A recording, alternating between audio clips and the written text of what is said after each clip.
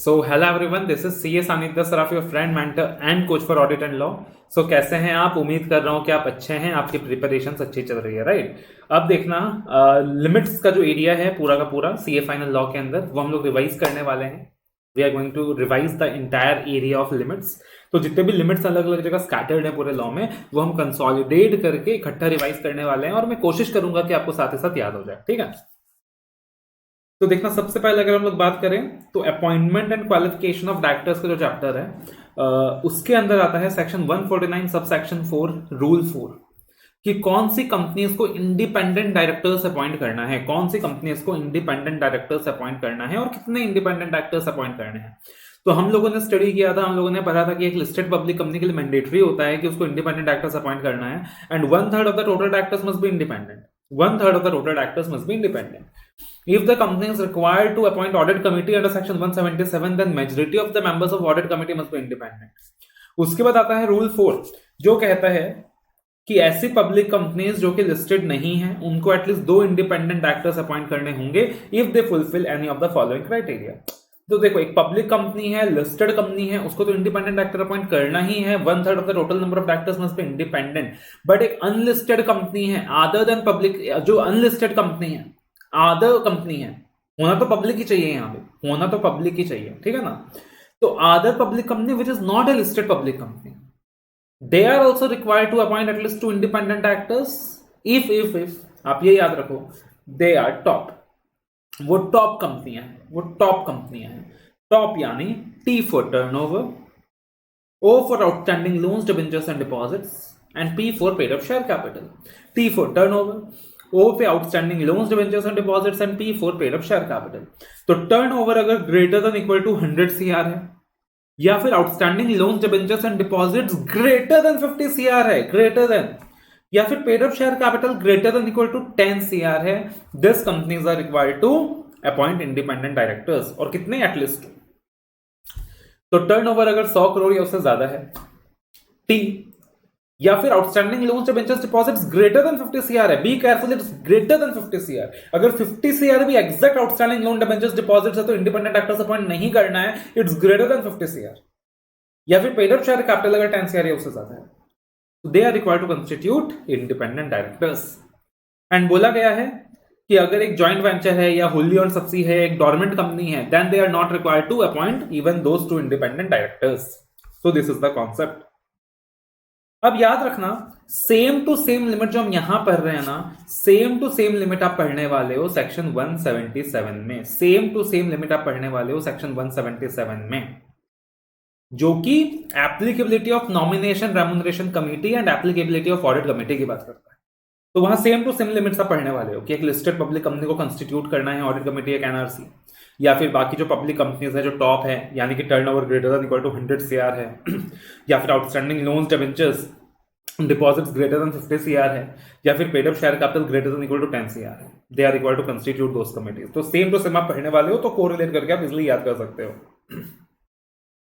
उसके अलावा rule 3, that is applicability of women director, इसको भी हम लोग टॉप क्राइटेरिया से याद करेंगे, एकदम साथ में कोरिलेट करके याद करेंगे कि वुमेन डायरेक्टर्स कौन सी कंपनी को अपॉइंट करना है।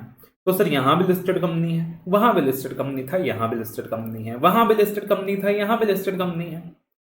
यहां पे आप याद रखना, एवरी अदर पब्लिक कंपनी, अब टॉप में से ना ओ को हटा दो, टॉप में से ओ को हटा दो, यानी कि टीपी।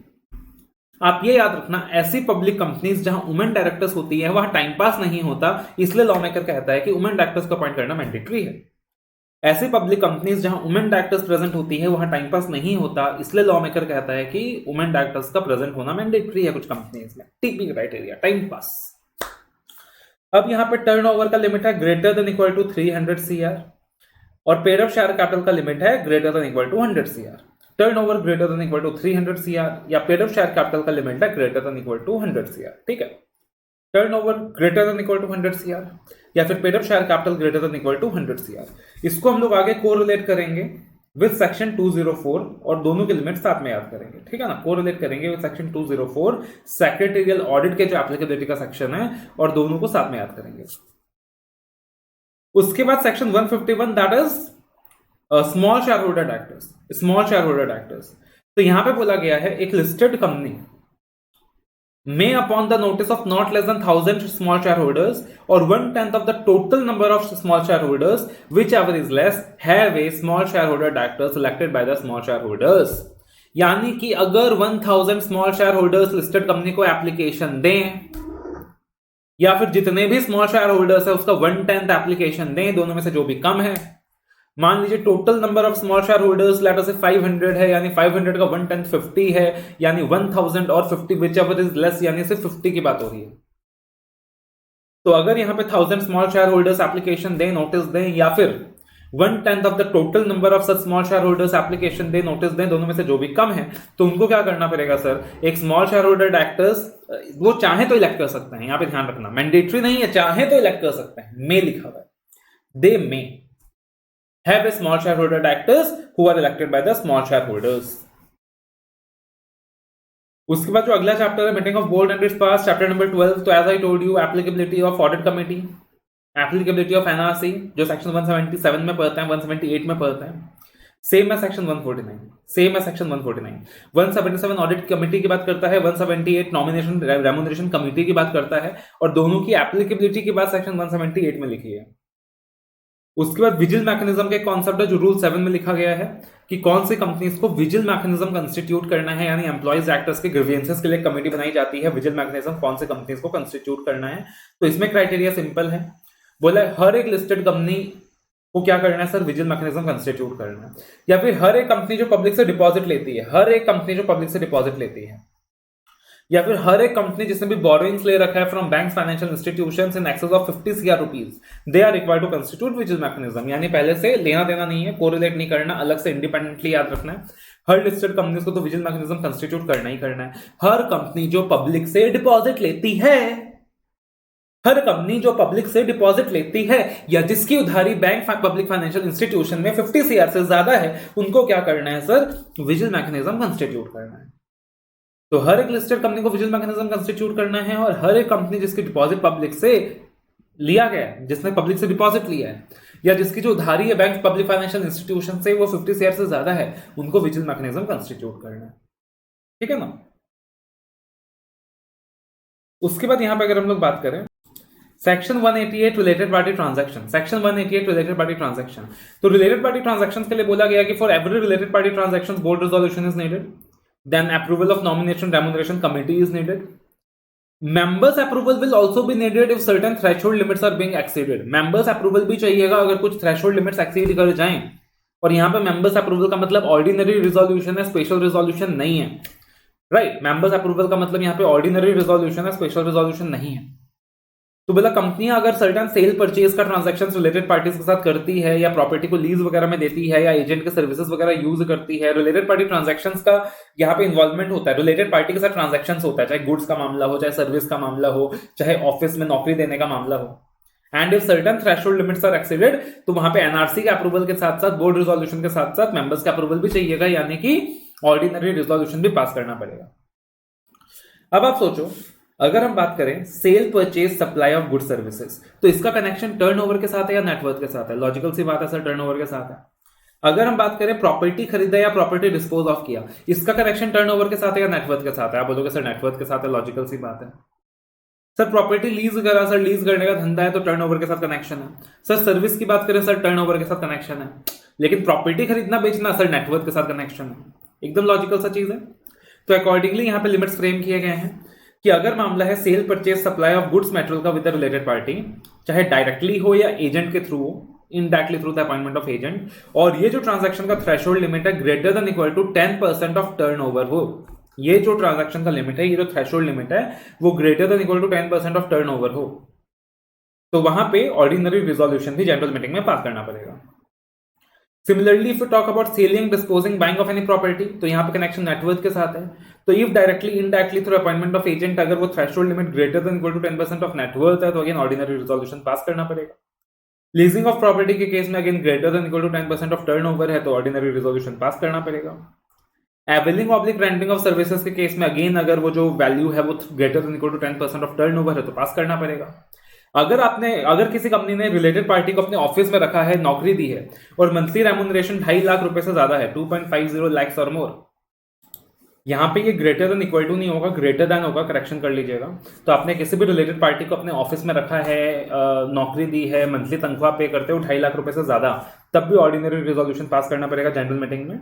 या फिर if you talk about under writing subscription of securities या डेरिवेटिव्स ऑफ द कंपनी, तब भी अगर सब्सक्रिप्शन के अमाउंट 1% ऑफ नेटवर्थ से ज्यादा है, यहाँ भी एक्सीडिंग 1% होगा, ग्रेटर देन 1% होगा, तो ऑर्डिनरी रिजोल्यूशन पास करना पड़ेगा। तो कुल मिलाकर यहाँ पे 6 ट्रांजेक्शन दिया हुआ है।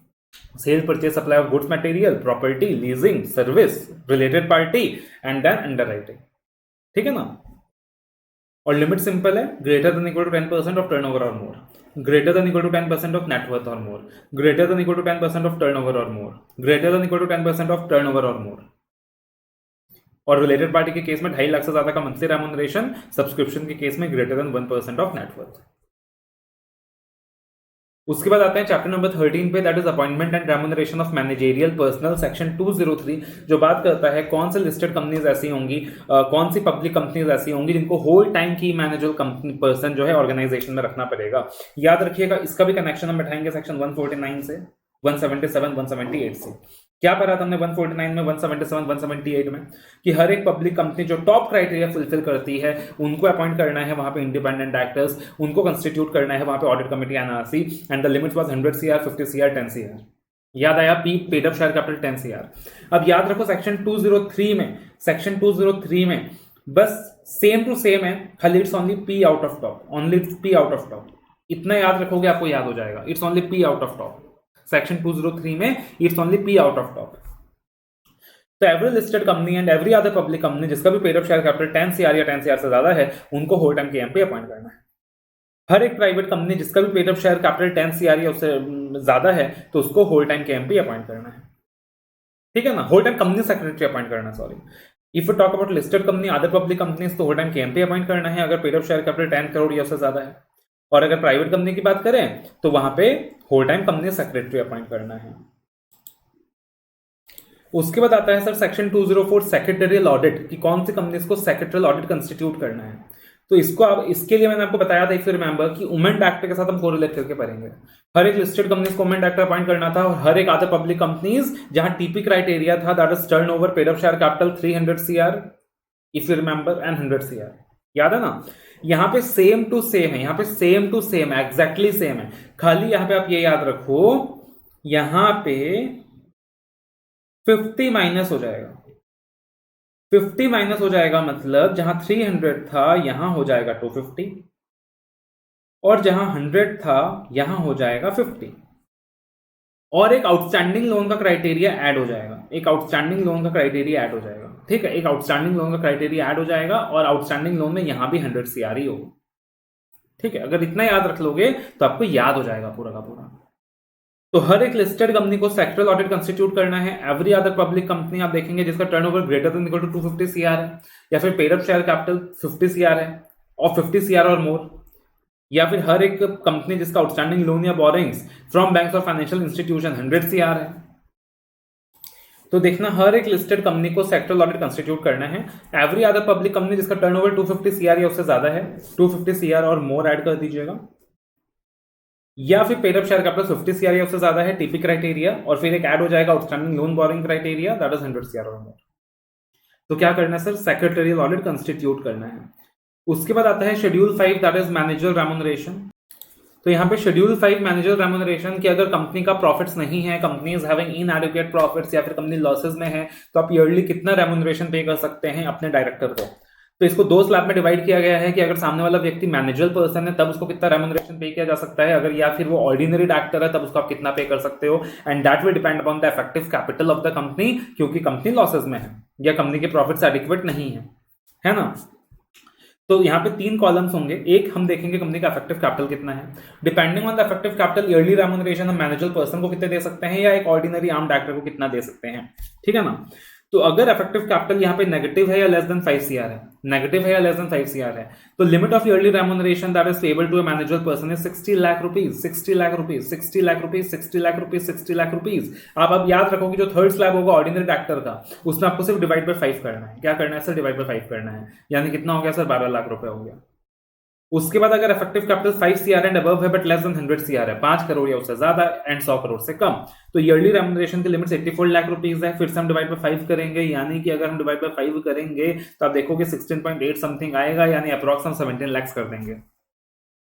फिर इफेक्टिव कैपिटल अगर 100 CR एंड अबव है बट 250 करोड़ से कम है, तो ईयरली रेम्युनरेशन का लिमिट 120 लाख होगा, 120 लाख होगा, 120 लाख होगा। फिर से हम डिवाइड बाय 5 करेंगे, यानी यहाँ पे 24 लाख आएगा। अगर यहाँ पे इफेक्टिव कैपिटल 250 करोड़ या उससे ज्यादा है, तो यहाँ पे ईयरली रेम्युनरेशन का लिमिट कितना रहेगा?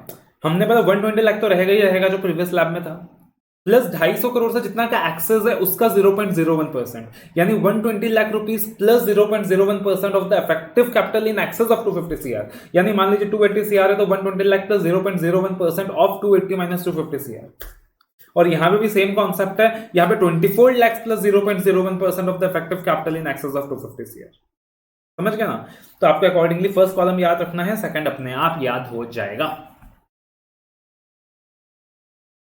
और इन रेम्युनरेशन के लिमिट्स को इंक्रीज भी किया जा सकता है बाय पासिंग स्पेशल रेजोल्यूशन, तो ये हमारे अब तक के टेक्निकल लिमिट्स थे जो खत्म हो गए। अब जो अगला चैप्टर है that is inspection, inquiry and investigation, chapter number 14। एक ही सेक्शन है यहाँ पे जिसमें लिमिट्स का एप्लीकेबिलिटी आता है, section 213 investigation into the affairs of the company, कि मेंबर्स कब एप्लीकेशन दें तो वहां पे क्या करे, ट्रिब्यूनल इन्वेस्टिगेशन कराए कंपनी का। तो ये दो कैटेगरीज में डिवाइडेड है, company having a share capital, company not having a share capital. If the company is not having a share capital तो कुछ झमेलाबाजी नहीं है, कुछ टेक्निकलिटी इन्वॉल्व नहीं है ना? यहाँ पे लिमिट्स के फाइल में कुछ गलती है, आप करेक्शन करना। यहाँ पे वोटिंग पावर का कोई रेलिवेंस नहीं है देखा जाए तो, क्योंकि शेयर कैपिटल तो है नहीं। यहाँ पे तो रजिस्टर में कितने लोग हैं उसका ही रेलिवेंस है। तो 1/5 of the person of 1/5 of the number of person given in the companies register, अगर वो लोग भी ट्रिब्यूनल को एप्लीकेशन दे दें तो काम चल जाएगा। 1/5 of the person on companies register of members. लेकिन अगर कंपनी का शेयर कैपिटल है तो एटलीस्ट 100 मेंबर्स का तो भैया एप्लीकेशन चाहिए, या फिर अगर 100 मेंबर्स नहीं भी होते हैं तो कोई दिक्कत की बात नहीं है। जितने भी टोटल वोटिंग पावर है जो भी कंपनी का, अगर at least 1/10 of the total voting power के थ्रू एप्लीकेशन चला जाए तब भी काम चल जाएगा। यानी not less than 100 members of the company और not less than 1/10 of the total voting power, whichever is less. And if the company is having a share capital then 1/5 of the persons of company's register of members. उसके बाद आता है अगला chapter number 15, prevention of operation mismanagement. इसमें दो limits हैं, काफी important है। Section 244 rights of members to apply for relief from operation and mismanagement, कि कब कब मेंबर्स अप्लाई कर सकते हैं ट्रिब्यूनल को, किस तरह में रिलीफ चाहिए फ्रॉम ऑपरेशन मिसमैनेजमेंट। अगेन दो कैटेगरीज में डिवाइडेड है, company having a share capital, not having a share capital. Not having a share capital, once again the same story, not less than 1/5 of the total number of members. Company having a share capital, again the same story with one just minute addition, not less than 100 members of the company, same जैसा हमने पढ़ा था, right. या फिर not less than 1/10 of the total number of members, whichever is less, तो दोनों में से कंपेयर किया, whichever is less। या फिर any member or members holding not less than 1/10 of the issued share capital of the company, तो या तो 100 मेंबर्स या फिर 1/10 of the total number of members, whichever is less। या फिर कोई भी अगर एक सिंगल मेंबर या ग्रुप ऑफ मेंबर्स कंपनी का 1/10 of issued share capital hold करते हैं तो वो भी एप्लीकेशन दे सकते हैं to tribunal for relief, asking relief from operation mismanagement. तो ये हो गया प्रिवेंशन ऑफ ऑपरेशन मिसमैनेजमेंट के अंदर सेक्शन 244। उसके बाद आता है section 245, that is class action. तो क्लास एक्शन के कॉन्सेप्ट है जो हम लोग ऑपरेशन मिसमैनेजमेंट के चैप्टर में पढ़ते हैं, राइट, कि एक ग्रुप ऑफ डिपॉजिटर्स या फिर एक ग्रुप ऑफ क्रेडिटर्स दे में given application to the company कि भाई ये जो रिजोल्यूशन पास होने वाला है ये कॉन्ट्ररी टू लॉ है, इस रिजोल्यूशन को पास ना करने दिया जाए या इस चीज को अल्ट्रा वायरस डिक्लेयर किया जाए। तो वहां पे ग्रुप ऑफ डिपॉजिटर्स, क्रेडिटर्स, ये लोग क्या कर सकते हैं सर, एप्लीकेशन दे सकते हैं। अब कितने डिपॉजिटर्स, कितने मेंबर्स एप्लीकेशन दे पाएंगे? तो बोला अगेन, मेंबर्स एप्लीकेशन देंगे तो कितने मेंबर्स, डिपॉजिटर्स एप्लीकेशन देंगे तो कितने डिपॉजिटर्स। मेंबर्स को फिर से हमने दो पार्ट में कैटेगराइज किया, company having a share capital, company not having a share capital, ठीक है ना। अगर company not having a share capital तो फिर से सेम कहानी, 1/5 of the total number of members. And if the company is having a share capital तो again बोला गया not less than 100 members of the company, हर जगह सेम है। या फिर ध्यान से देखना, not less than 5% of the total number of members, तो 10% की जगह यहां पे 5% हो गया, whichever is less। या फिर ये जो थर्ड पॉइंट है ये बड़ा इंपॉर्टेंट है क्योंकि ये बिल्कुल डिफरेंट है जो अभी तक आपने नहीं पढ़ा है। Any member or members holding not less then, अगर एक अनलिस्टेड कंपनी है तो हम देखेंगे 5% ऑफ इश्यूड शेयर कैपिटल, और अगर एक लिस्टेड कंपनी है तो हम देखेंगे 2% of the issued share capital, है ना। कि अगर एक अनलिस्टेड कंपनी है तो अगर कोई भी मेंबर के पास 5% ऑफ इश्यूड शेयर कैपिटल है तो वो एप्लीकेशन दे सकता है, और अगर एक लिस्टेड कंपनी है तो किसी भी मेंबर या ग्रुप ऑफ मेंबर्स के पास 2% ऑफ इश्यूड शेयर कैपिटल भी है तब भी वो लोग एप्लीकेशन दे सकते हैं। लेकिन कंडीशन क्या है कि उन लोगों ने अपना कॉल मनी वगैरह पे कर रखा हो, उनकी कुछ ड्यूज पेंडिंग ना हो। तो अगर company is not having a share capital तो कहानी सिंपल है, वहां पे not less than 1/5 of the total number of members, and if the company is having a share capital then at least 100 members of the company, या फिर not less than 5% of the total number of members of the company which is less, या फिर any member or members holding not less than 5% of issued share capital of the company if the company is an unlisted company, and 2% of the issued share capital of the company in case of listed company, subject to the condition कि जो भी applicant है उसने सारा calls money वगैरह पे कर रखा है। And then we have application by depositors, तो अब एटलीस्ट 100 डिपॉजिटर्स भी चाहे तो एप्लीकेशन दे सकते हैं, या फिर टोटल डिपॉजिटर्स का 5% विच एवर इज लेस। ये तो सिमिलर हो गया, एकदम मेंबर वाले से सिमिलर हो गया पूरा। डिफरेंट से थर्ड पॉइंट है, अगर कोई भी ऐसा सिंगल डिपॉजिटर है या ग्रुप ऑफ डिपॉजिटर्स है जिसको कंपनी ओ करती है 5% of total deposits of the company, कि कंपनी ने टोटल 100 CR ले रखा है डिपॉजिट, बट एक पार्टिकुलर डिपॉजिटर है जिसको अकेले को 6 करोड़ देना है भैया, यानी वो बहुत बड़ा डिपॉजिटर है, या 3-4 डिपॉजिटर्स ऐसे आते हैं जिनका 5% ऑफ टोटल डिपॉजिट से ज्यादा ड्यू है, तो वो लोग भी एप्लीकेशन दे सकते हैं। So the requisite number of depositors shall be not less than 100 member depositors, or not less than 5% of the total number of depositors, whichever is less, or any depositor or depositors to whom the company owes 5% of total deposits of the company। ठीक है ना। उसके बाद again एक last limit, that is internal audit का limit, जो हम लोग स्टडी करेंगे कंपनी अकाउंट्स के चैप्टर में, कि कौन सी कंपनीज को सर इंटरनल ऑडिटर्स अपॉइंट करने होते हैं, इंटरनल ऑडिट डिपार्टमेंट कंस्टिट्यूट करना पड़ता है। तो बोला गया है अगेन, हर एक लिस्टेड कंपनी, जितनी भी लिस्टेड कंपनीज हैं, those listed companies and private and unlisted public companies. तो देखना यहाँ पे एवरी लिस्टेड कंपनी, अब लिस्टेड कंपनी के लिए याद रखना कि सर मैंडेटरी है, बाकी पहले के प्रोविजंस की तरह लिस्टेड कंपनी के लिए मैंडेटरी है, आपको इंटरनल ऑडिटर्स अपॉइंट करने ही होंगे, इंटरनल ऑडिटर्स डिपार्टमेंट कंस्टिट्यूट करना ही होगा।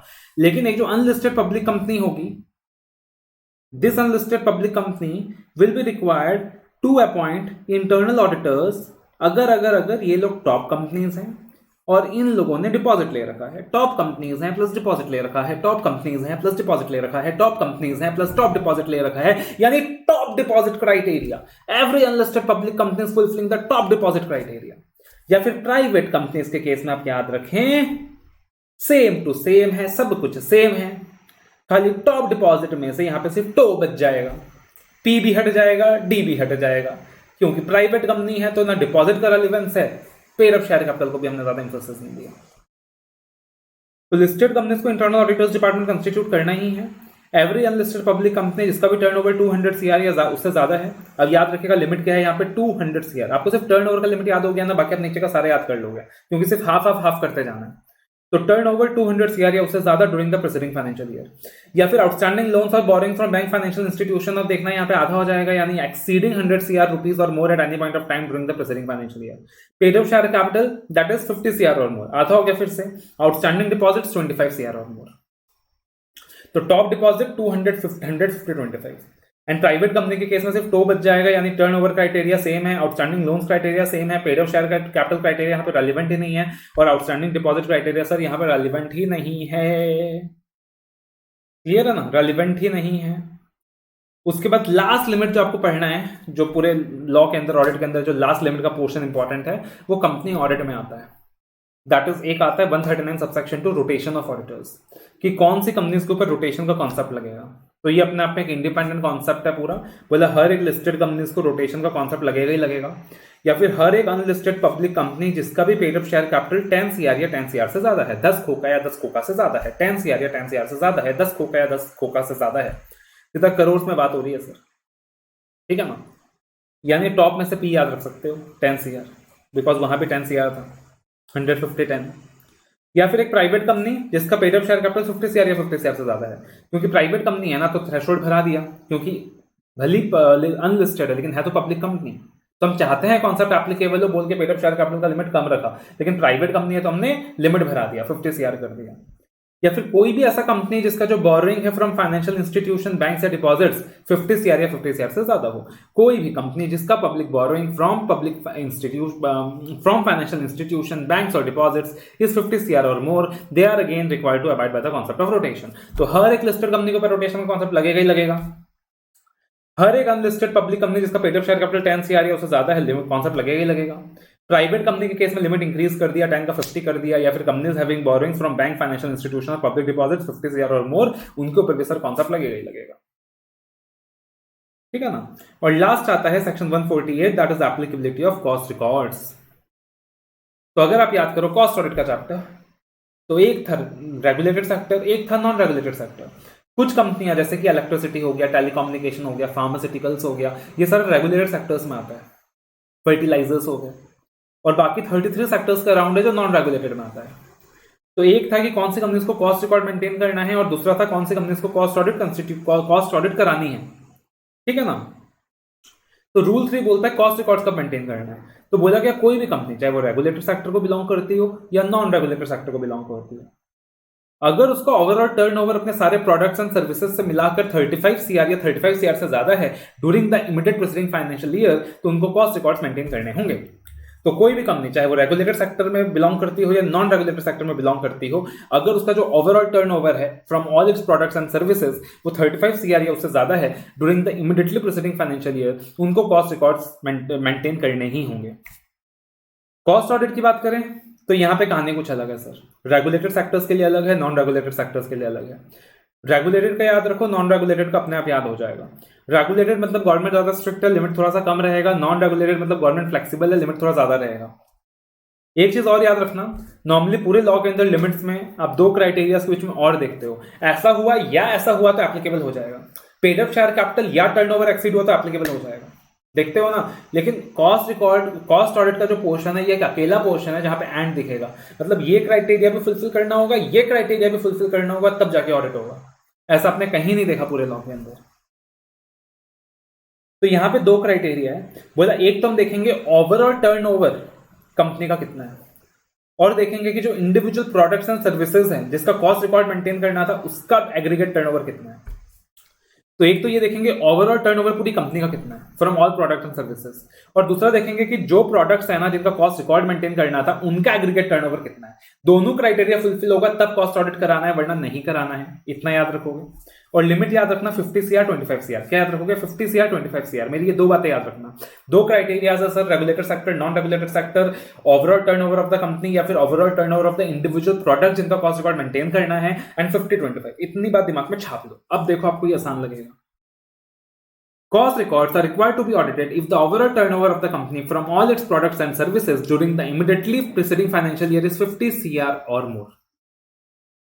And दूसरा क्राइटेरिया के बीच में एंड आ रहा है।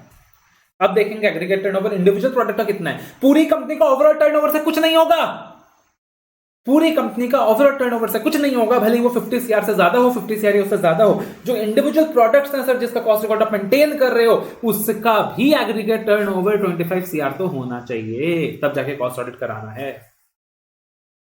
ठीक है, 50-25। और नॉन रेगुलेटेड सेक्टर के केस में कॉन्सेप्ट सेम टू सेम है, सेम टू सेम है। खाली ये याद रखो, 50 बन जाएगा 100, 25 बन जाएगा 35, 50 बन जाएगा 100, 25 बन जाएगा 35, 50 बन जाएगा 100, 25 बन जाएगा 35। इतना याद है, मतलब तुमको ये वाला क्वेश्चन भी याद हो गया। ठीक है ना, थोड़ा मेहनत करना याद हो जाएगा। और एक फिर एग्जम्पशन दिया हुआ है कॉस्ट ऑडिट का, कि कॉस्ट ऑडिट का प्रोविजन कौन सी कंपनी उसके एप्लीकेबल नहीं होगा। तो अगर एक एक्सपोर्ट ओरिएंटेड यूनिट है, वो बहुत ज्यादा एक्सपोर्ट करती है, रेवेन्यू कमाती है, फॉरेक्स जनरेट करती है, और 75% ऑफ टोटल इनकम से भी ज्यादा उसका जो कमाई है वो एक्सपोर्ट से आता है, तो कॉस्ट ऑडिट का कॉन्सेप्ट एप्लीकेबल नहीं होगा। या कंपनी एसएस एक्ट से ऑपरेट करती है, स्पेशल इकोनॉमिक जोन से ऑपरेट करती है, तब भी कॉस्ट ऑडिट का कॉन्सेप्ट एप्लीकेबल नहीं होगा। या फिर कंपनी इलेक्ट्रिसिटी जनरेट करती है खुद के खपत के लिए, कैप्टिव कंजम्पशन के लिए, तब भी कॉस्ट ऑडिट का कॉन्सेप्ट एप्लीकेबल नहीं होगा। तो 3 एग्जम्पशंस है यहाँ पे। कंपनी एक एक्सपोर्ट बेस्ड यूनिट है, revenue from export in foreign exchange exceeds 75% of total revenue, या फिर कंपनी ऑपरेट कर रही है फ्रॉम स्पेशल इकोनॉमिक जोन, या फिर company engaged in generation of electricity for captive consumption through the captive consumption plant, तो भी यहाँ कॉस्ट ऑडिट का जो कॉन्सेप्ट है सर वो एप्लीकेबल नहीं होगा। तो ओवरऑल लॉ के अंदर इतने सारे लिमिट्स आपको याद रखने हैं। लॉ ऑडिट मिलाकर बोल लीजिए ये सारे लिमिट्स आपने एक साथ याद कर लिया तो आपके लिए थोड़ा आसान हो जाएगा, इजी हो जाएगा। स्कैटर्ड वे में याद नहीं रहता, कंफ्यूजन होता है। जरूरत पड़े तो वीडियो दोबारा देखना, टेक्निक्स दोबारा देखना, दोबारा से आंखें बंद करो, रिकॉल करो क्या बताया था मैंने, टॉप कहाँ टॉप था, कहाँ टॉप डिपॉजिट था, कहाँ टो लेना था, कैसे कॉस्ट ऑडिट का याद करने का तरीका बताया था, कहाँ टॉप में सिर्फ पी लेना था। तो आप देखोगे आपके लिए लिमिट्स बहुत आसान हो जाएगी, आपके लिए लिमिट्स बहुत ईजी हो जाएगा, है ना। सो होपफुली आई बिलीव कि ये जो वीडियो है आपके लिए बेनिफिशियल रहा होगा और आपके एग्जाम के प्रिपरेशंस में ये आपकी मदद करेगा। All the best, love you all.